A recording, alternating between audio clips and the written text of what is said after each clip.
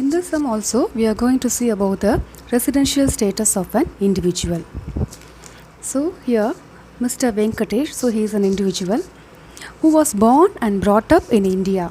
இந்தியாவிலே பிறந்து வளர்ந்தவங்க went to UK for further studies on 1st March 2019. 2019 அப்போது UK யுனைடெட் கிங்டம்க்கு போகிறாங்க. ஓகேவா? ஸோ மேல் படிப்புக்காக அங்கே போகிறாங்க. And came back to India on 1st October 2019. திரும்பி இந்தியாவுக்கு வர்றது வந்து அக்டோபர் மந்த் வந்து ரிட்டர்ன் ஆகிறாங்க. ஏர்லி இன் த மார்னிங், காலையில் ஏர்லியாக வராங்க. நமக்கு அதெல்லாம் கவலை கிடையாது. 1st அக்டோபர் வந்துட்டாங்கனாலே அந்த அக்டோபர் 1st அன்றைக்கி இந்தியாவில் ஸ்டே பண்ணியிருக்காங்கன்னு அர்த்தம். ascertain his residential status for the previous year 1920. ஓகேவா? ஸோ இப்போ நம்மளோட ப்ரீவியஸ் இயர் ஆக்சுவலாக 1st April 2019 31st March 2020. Assessment year 1st April 20 to 31st March 21. நம்ம எப்போதுமே இந்த ப்ரீவியஸ் இயர் தான் பார்க்க போகிறோம். இந்த ப்ரீவியஸ் இயரில் இந்த பர்சன் வந்து இந்தியாவில் ஸ்டே பண்ணியிருக்காங்களா இல்லையான்னு சொல்லி பார்க்கணும். ஓகேவா? ஸோ இந்த ப்ரீவியஸ் இயர் சிம்பிளுக்காக எடுத்து டேட்டை மட்டும் எடுத்து எழுதிக்கிறேன். ஸோ இங்கே என்ன கொடுத்துருக்குறாங்க, ஃபர்ஸ்ட் டைம் என்ன பண்ணுறாங்க, ஓகே ஃபர்ஸ்ட் டைம் கொடுக்கல. ஸோ இந்தியா விட்டு படிப்புக்காக 1st March 2019 அன்றைக்கி கிளம்புறாங்க. அப்படின்னா லீவ்ஸ் இந்தியா, அரைவ்ஸ் இந்தியா, 2 காலம் எழுதிக்கிறேன். எப்போ ஃபர்ஸ்ட் டைம் இந்தியா விட்டு வெளியே போகிறாங்க, 1st March 2019, 1st March 2018. and came back to India on 1st October 2019. மறுபடியும் இந்தியாவுக்கு வராது 1st October 19 வராங்க. இந்த 2 டேட் தான் கொடுத்துருக்குறாங்க, வேறு எந்த டேட்ஸும் கொடுக்கல. ascertain his residential status. ஓகேவா? ஓகே, இப்போ நமக்கு ப்ரீவியஸ் இயரில் இந்த பர்சன் ஹவு மெனி டேஸ் இந்தியாவில் இருந்திருக்கிறாங்கன்னு சொல்லி பார்க்க போகிறோம். ஸோ நம்மளோட ப்ரீவியஸ் எப்போ ஸ்டார்ட் ஆகுது, ஏப்ரல். ஸோ ஈஸிக்காக லைனை எழுதிக்கிறேன். ஸோ ஏப்ரல் 2019 ஸ்டார்ட் ஆகுது. அடுத்து April, May, June, July, August, September, October, November, December, January 2020, February, March. ஓகேவா? ஸோ இந்தியா விட்டு அவங்க கிளம்புனது மார்ச் 18 நம்ம இயரில் வரல. ஓகேவா? அப்போ நீங்கள் இது யோசிக்க வேண்டாம். ஸோ மார்ச் 18 போனவங்க எப்போ மறுபடியும் இந்தியாவுக்கு வராங்க, அக்டோபர் 19 நம்ம இந்தியாவுக்குள்ளே வருது. எப்போ இந்தியாவுக்குள்ளே வராங்கன்னா இந்த அக்டோபர் சம்திங் இதை பற்றி பேசுகிறாங்க. அக்டோபர் 1 அன்னைக்கு இந்தியாவுக்கு வந்துட்டாங்கன்னா அதுக்கப்புறம் அவங்க இந்தியாவில் தான் இருந்திருக்கிறாங்க. அக்டோபர் 1 அன்றைக்கி வந்துட்டாங்கன்னா ஃபஸ்ட்டையும் நம்ம வந்து இன்க்ளூட் பண்ண போகிறோம். அப்போ அக்டோபரில் டோட்டலாக 31 டேஸில் என்ன செஞ்சுருக்காங்க, 31 டேஸுமே இந்தியாவில் ஸ்டே பண்ணியிருக்கிறாங்க. Because he has arrived on 1st October.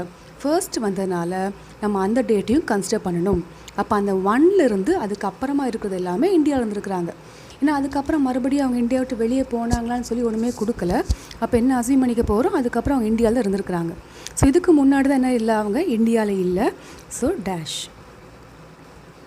அப்போது அக்டோபர் 1 வந்துட்டாங்கன்னா அதுக்கப்புறம் இந்தியாவில் இருந்திருக்கிறாங்க. So November 30, December 31, January 31, February 20, நமக்கு 29 டேஸ் இருக்குது, மார்ச் 31. ஓகேவா? ஸோ டோட்டலாக ஹவு மெனி டேஸ் இந்தியாவில் இருக்கிறாங்கன்னு சொல்லி பார்க்க போகிறோம்.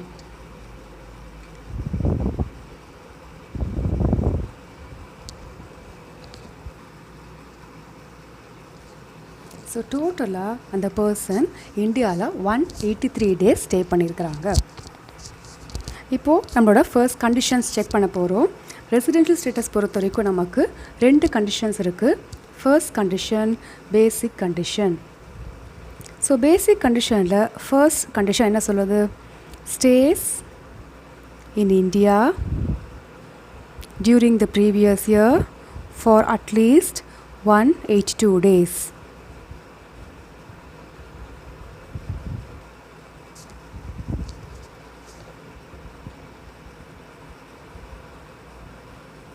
ஸோ இந்தியாவில் மினிமம் 182 டேஸாவது அவங்க ஸ்டே பண்ணியிருக்கணும். இந்த பர்சன் எத்தனை டேஸ் ஸ்டே பண்ணியிருக்கிறாங்க? 183 டேஸ் ஸ்டே பண்ணியிருக்கிறாங்க. அப்படின்னா 182 தாண்டி தான் ஸ்டே பண்ணியிருக்கிறாங்க. That means he has satisfy the first condition. Basic condition first satisfy ஆனாலே நம்ம செகண்ட் செக் பண்ணி பார்க்க வேண்டாம். நம்ம என்னன்னு கன்க்ளூட் பண்ணிடலாம், அந்த பர்சன் ரெசிடென்ட்னு முடிவு பண்ணிடலாம். So mister Venkatesh stays for 183 days. And stayed 183 days. That is more than 182 days.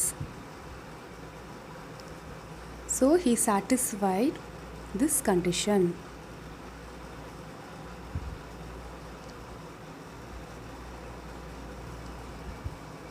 அவங்க பேசிக் கண்டிஷன் சாட்டிஸ்ஃபை ஆகிட்டாங்க அப்படின்னா என்ன முடிவுக்கு வந்துடலாம்? He is a resident. So mister Venkatesh is a resident. ரெசிடென்ட்னு முடிவுக்கு வந்துடலாம்.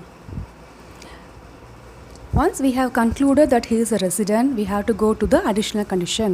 ரெசிடென்ட்னு தெரிஞ்சதுக்கப்புறமா எதை செக் பண்ண போகிறோம்? அடிஷ்னல் கண்டிஷனை இப்போ நம்ம செக் பண்ண போகிறோம். So there are 2 additional conditions. So additional conditions பொறுத்த வரைக்கும் ரெண்டுமே சாட்டிஸ்ஃபை ஆனால் தான் அவங்க அந்த பர்சன் ஆர்டினரி ரெசிடென்ட் சொல்ல முடியும். So what is the first condition? Resident in 2 out of 10 preceding previous year. So previous இயருக்கு முன்னாடி உள்ள 10 இயர்ஸில் மினிமம் என்ன பண்ணியிருக்கணும்? 2 இயர்ஸில் அவங்க ஏதாவது 2 இயர்ஸ் என்ன செஞ்சுருக்கணும்? அவங்க ரெசிடெண்ட்டாக இருந்திருக்கணும். ஸோ இப்போது ப்ரீவியஸ் எப்போ நமக்கு ஸ்டார்ட் ஆகுது? 1st April 19 31st March 20. It is 1920 தான் நம்ம ப்ரீவியஸ் இயர். இந்த 1920க்கு முன்னாடி உள்ள 10 ப்ரீவியஸ் இயர். இப்போ 1920க்கு முன்னாடி உள்ள 10 ப்ரீவியஸ் இயர்னால் 2018-19, 2017-18, 2016-17, 2015-16, 2014-15, 2013-14, 2012-13, 2011-12, 2010-11, 2019. ஸோ இப்போ நம்ம என்ன செஞ்சிட்டோம்? 10 இயர்ஸை எடுத்து எழுதிட்டோம். இந்த 10 இயர்ஸில் அந்த பர்சன் ரெசிடெண்ட்டானு சொல்லி செக் பண்ண போகிறோம். ரெசிடெண்ட்னு முடிவு பண்ண என்ன செய்யணும்? பேசிக் கண்டிஷன் சாட்டிஸ்ஃபை ஆனாலே ரெசிடெண்ட் தான். So what is the first basic condition? He has to stay for at least 182 days. இந்த ப்ரீவியஸ் இயரில் ஏதாவது 2 வருஷமாவது அவங்க 182 days சாட்டிஸ்ஃபை ஆனாலே ரெசிடெண்ட் தான். ஓகேவா? இப்போ என்ன செக் பண்ணுவோம்? மறுபடியும் டேட் பார்ப்போம். சம்மில் கொடுத்த டேட்டை பார்ப்போம். இந்தியா விட்டு போனது 1st March 18, திரும்பி வந்தது October 19. ஸோ 1st March 18 நம்மளோட இந்த 18 வருது. அப்போ 18 தனியாக எடுத்து எழுதிக்கிறேன் ஈஸிக்காக. 1st April 18 31st March 19 இந்த ப்ரீவியஸ் இருக்கு இங்கே எடுத்து எழுதுகிறேன். ஓகேவா? ஸோ இதில் அவங்க மார்ச்சே போயிட்டாங்கன்னா இந்த ஏப்ரல் அவங்க இருந்திருக்க மாட்டாங்க. ஏன்னா இதுக்கு முன்னாடி தான் மார்ச் வருது. அந்த மார்ச்சே லீவ் பண்ணிட்டாங்க. மறுபடியும் வந்தது October 19 தான். இந்த ப்ரீவியஸ் இயர் March 19 க்ளோஸ் ஆகுது. அப்போ என்ன அர்த்தம்? இந்த ப்ரீவியஸ் இயரில் அந்த பர்சன் இந்தியாவில் ஸ்டே பண்ணவே இல்லை. ஸோ ஹீ இஸ் அ நான் ரெசிடென்ட் டியூரிங் திஸ் இயர். இந்த இயரில் அந்த பர்சன் ரெசிடென்ட் கிடையாது, அப்படின்னா நான் ரெசிடென்ட் தான். ஏன்னா இந்தியாவில் இல்லவே இல்லை. ஸோ என்ன இருக்கணும்? மினிமம் 182 days இருந்திருக்கணும். இந்த பர்சன் அந்த வருஷத்தில் இல்லை. ஓகே, பரவாயில்ல. அந்த ஒரு வருஷத்தில் இல்லை, அதுக்கு முந்தின வருஷம் பார்க்கலாம். அதுக்கு முந்தின வருஷம் பற்றி நமக்கு சம்மில் டீட்டெயில்ஸ் கொடுக்கல. அப்போ என்ன இருக்கும்? முந்தின வருஷம்லாம் இந்தியாவில் இருந்திருப்பாங்க. ஸோ முந்தின வருஷம் இந்தியாவில் எத்தனை நாள் இருந்திருப்பாங்க? ஏன்னா இந்தியா விட்டு என்றைக்கு போயிருக்கிறாங்க?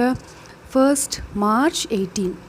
அப்போது March 18 இந்த March 18 இதுக்குள்ளே தான் அடங்குது. ஸோ செகண்ட் இயர் பற்றி ஏதோ வருது.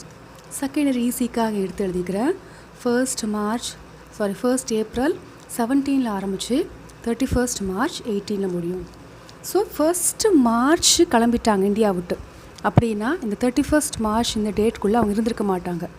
அப்போ என்ன அர்த்தம், டோட்டலாக ரஃபாக பார்த்தாலே போதும் 365 டேஸ் இருந்திருக்குமா இந்த வருஷத்தில். 365 டேஸில் ஃபஸ்ட்டு மார்ச் கிளம்பிட்டாங்கன்னா ஃபஸ்ட் அன்றைக்கி இருந்திருக்கிறாங்க. ஸோ மார்ச்சில் ஃபஸ்ட் அன்றைக்கி மட்டும்தான் இருந்திருப்பாங்க. மீதி உள்ள 30 டேஸ் அவங்க இருந்திருக்க மாட்டாங்க. அப்படின்னா டோட்டலாக அந்த வருஷத்தில் 365 டேஸில் 30 டேஸ் இல்லைன்னா எத்தனை டேஸ் இருந்திருப்பாங்க அந்த பர்சன், 335 டேஸ் வந்து இருந்திருப்பாங்க. So 2017-18 he stayed for 335 days. நமக்கு மற்ற டேட் பற்றி எதுவுமே இல்லை. அப்போ என்ன அசீவ் பண்ணிக்கலாம், மற்ற எல்லா இயருமே அந்த பர்சன் இந்தியாவில் ஸ்டே பண்ணியிருப்பாங்க. ஸோ 365 டேஸ் ஃபுல்லாக ஸ்டே பண்ணியிருப்பாங்க. 16 is a leap year. So remember it has 366 days. So மற்ற எல்லா வருஷமும் உங்களுக்கு 365 டேஸ் ஸ்டே பண்ணியிருப்பாங்க. Again 2012 is a leap year. So 366 days. Leap இயரில் ஃபெப்ரவரி மந்தில் நமக்கு 29 டேஸ் இருக்கும். ஸோ அதனால் 366 டேஸ்ன்னு போட்டுக்கோங்க. ஓகேவா? ஓகே, இப்போது ஃபர்ஸ்ட் கண்டிஷன் என்ன சொல்லுது, ஏதாவது இந்த 10 இயர்ஸில் ஏதாவது 2 இயர்ஸ் வந்து அவங்க ரெசிடெண்ட்டாக இருக்கணும். Any 2 years. ஓகேவா? 2 out of 10 ப்ரிசீடிங் ப்ரீவியஸை 10ல் ஏதாவது 2 வருஷம் ரெசிடெண்ட் ஆகணும். ரெசிடெண்ட் எப்படி முடிவு பண்ணுறோம், 182 டேஸ் அது சாட்டிஸ்ஃபை ஆகிருக்கணும் ஒவ்வொரு வருஷத்துலேயும். ஃபர்ஸ்ட் டேயில் சாட்டிஸ்ஃபை ஆகலை, செகண்டில் 180 டேஸ்க்கும் தாண்டி இருந்திருக்கிறாங்க, இங்கேயும் 182 தாண்டி இருக்கிறாங்க. மற்ற எல்லா வருஷம் என்ன செஞ்சுருக்காங்க, அபவ் 182 டேஸ் அவங்க ஸ்டே பண்ணியிருக்கிறாங்க. அப்போ இந்த எல்லா வருஷமுமே அவங்க 182 டேஸ்க்கும் அதிகமாக இருந்ததுனால இந்த எல்லா வருஷமுமே அந்த பர்சன் ரெசிடெண்ட் தான். நமக்கு ரூல்ஸோட ஏதாவது 2 இயர்ஸ் இருந்தாலே போதும். பட் இங்கே எத்தனை இயர்ஸ் இருந்திருக்கிறாங்க, 9 இயர்ஸ் என்ன செஞ்சுருக்கிறாங்க, அவங்க ரெசிடெண்ட்டாக தான் இருந்திருக்கிறாங்க. அப்படின்னா நமக்கு இந்த கண்டிஷன் சாட்டிஸ்ஃபை ஆகுது. So he is a resident in 9 out of 10 years.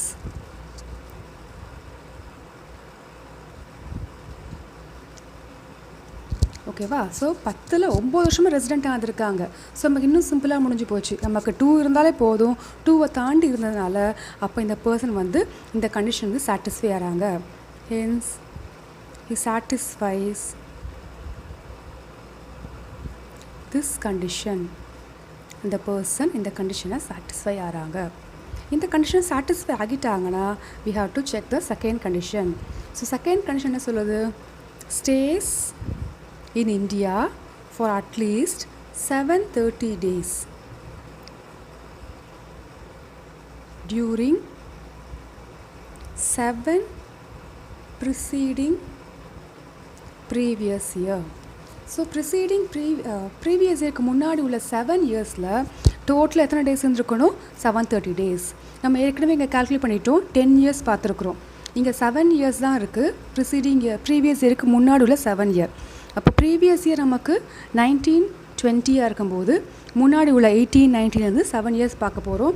So 1 2 3 4 5 இந்த ஃபர்ஸ்ட் 5 இங்கே 2 இயர்ஸ் 7 இயர்ஸ். 7 இயர்ஸ் மட்டும் இப்போ நம்ம செக் பண்ணி பார்த்தா போதும். இந்த 7 இயர்ஸில் டோட்டலாக அவங்க 730 டேஸ் இருந்திருக்கணும். எல்லாத்தையும் ஆட் பண்ணோன்னா கண்டிப்பாக என்ன செஞ்சுருக்குறாங்க, நமக்கு 730 தாண்டி தான் இருந்திருக்கிறாங்க. So he stayed for more than 730 days. He stayed for more than 730 days.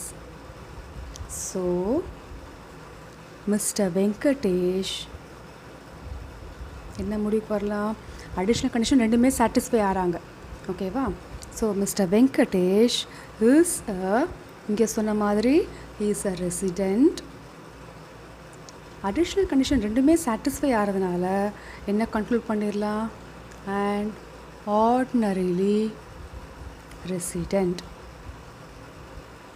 So is a resident and ordinarily resident.